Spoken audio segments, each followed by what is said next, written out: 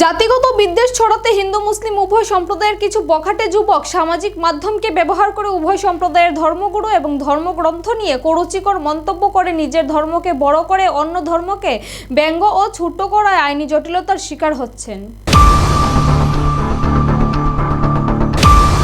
মুসলিম সম্প্রদায় এবং তাদের ধর্মগুরু বিশ্বনবী হযরত মুহাম্মদকে নিয়ে সোশ্যাল মিডিয়ায় কটূক্তি। এমন ঘটনা দেশের অন্যান্য রাজ্যের পাশাপাশি আমাদের সংস্কৃতির রাজ্য ত্রিপুরাতেও নেহাত কম নয়। এই নিয়ে আইনি জালে পড়ছেন অনেকেই। এবার রাজ্যের রাজধানী আগরতলা থেকে আশিস পাল নামের এক যুবক বিগত কিছুদিন যাবৎ নিজের সামাজিক মাধ্যমে ধর্মীয় সংখ্যালঘু মুসলমানদের মহানবী হযরত মুহাম্মদকে নিয়ে একের পর এক কটূক্তি সহ সংখ্যালঘুদের দেশ ছাড়ার হুমকি দিচ্ছে। বিষয়টি ইসলাম ধর্মাবলম্বী সচেতন মানুষের নজরে আসতে রাজ্যের বিভিন্ন মহকুমায় শুরু হয়েছে প্রতিবাদ। এমনকি এই বখাটে যুবক আশিস পালের বিরুদ্ধে মামলা দায়ের করা হয়েছে বিভিন্ন থানায়। এই ঘটনাকে কেন্দ্র করে শুক্রবার সন্ধ্যায় উত্তর ত্রিপুরা জেলার কালাছড়া ব্লক এলাকা থেকে স্থানীয় জনগণ কদমতলা থানার ডেপুটেশনের মাধ্যমে ওই যুবকের বিরুদ্ধে মামলা দায়ের করেন। তাদের দাবি, হিন্দু, মুসলমান, বৌদ্ধ ও খ্রিস্টান সকল ধর্ম সমান এবং যার ধর্মে যে বিশ্বাসী তার প্রতি শ্রদ্ধা থাকা আবশ্যক। সব ধর্মকে সম্মান করা উচিত মানব জাতির। তাই অভিযুক্তকে চিহ্নিত করে আইনের আওতায় এনে কঠোর শাস্তি প্রদানের দাবি জানান তারা। কারণ এভাবে কোনো জাতি, ধর্ম এবং ধর্মগুরুদের অসম্মান করে দুটি সম্প্রদায়ের ভ্রাতৃত্ববোধকে বিনষ্ট করার চেষ্টা করছে এক শ্রেণীর বখাটে যুবকরা। তাই প্রশাসন যদি অবিলম্বে দুষ্কৃতিকারী যুবকটিকে চিহ্নিত করে আইনের আওতা না আনা হয়, তাহলে আগামী দিনে গণতান্ত্রিক পদ্ধতিতে তারা আরো বৃহত্তর আন্দোলন সংগঠিত করবে।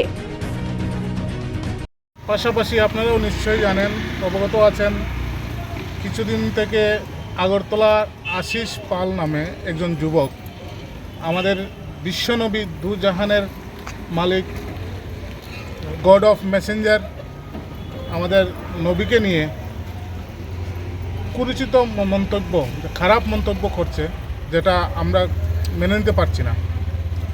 তাই আজ কালাছড়াবাসী তরফ থেকে আমাদেরকে পাঠানো হয়েছে যাতে একটা এফআইআর করার জন্য। ত্রিপুরার দিকে দিকে এফআইআর হচ্ছে, আমরাও আজকে করেছি।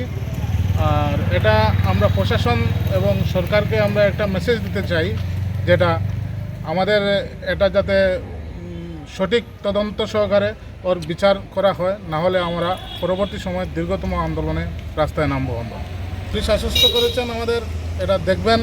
আমরা এফআইআর করেছি, জিডিএনটি করেছি, ওনারা বলছেন এটা দেখবেন। আমরাও আশাবাদী, ওনারা দেখবেন। ওই সেই আইন তো মানতে হবে আমাদের, কেননা আমরা এই সংবিধানকে মানি। অ্যাকচুয়ালি ওই যে আশিস পাল নামের ছেলেটা, যেটা যে আমাদের বিশ্বনবীকে নিয়ে যে মন্তব্য করছে, এটা অনেক ন্যাক্কারজনক।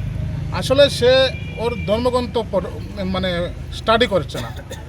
আমরা জানি প্রত্যেক ধর্মগ্রন্থে ভালোবাসা এবং সম্প্রীতি, মিলবন্ধনের কথা রয়েছে। ওই লোকটা যারা এইসব করছে, ধর্ম নিয়ে মাতামাতি, ধর্ম নিয়ে খারাপ মন্তব্য করছে, এরা নিজের ধর্মগ্রন্থ পড়ছে না, স্টাডি করছে না। কুরুচিকর মন্তব্যটা কিসের মাধ্যমে? ফেসবুকের মাধ্যমে। তার আশিস পাল নামে একটা ফেসবুক পেজ খুলেছে, সেখানে আমাদের নবীকে গালি দিচ্ছে, মুসলমানকে বাংলাদেশে চলে যেতে বলেছে। অ্যাকচুয়ালি এটা আমাদের গণতন্ত্র দেশ, আমাদের ভারতবর্ষ গণতন্ত্র দেশ। যারা মুসলমান, যারা চায় ভারতবর্ষ মুসলমান কান্ট্রি করতে, তাদের বাংলাদেশ যাওয়া উচিত। আর যারা বলছে হিন্দু রাষ্ট্র করতে চাইছে ভারতবর্ষকে, তাদের বলছি আমরা নেপালে চলে যাবো। হ্যাঁ, এটা গণতন্ত্র দেশ। নিজস্ব প্রতিনিধি রিপোর্ট, এশিয়ান টাইমস।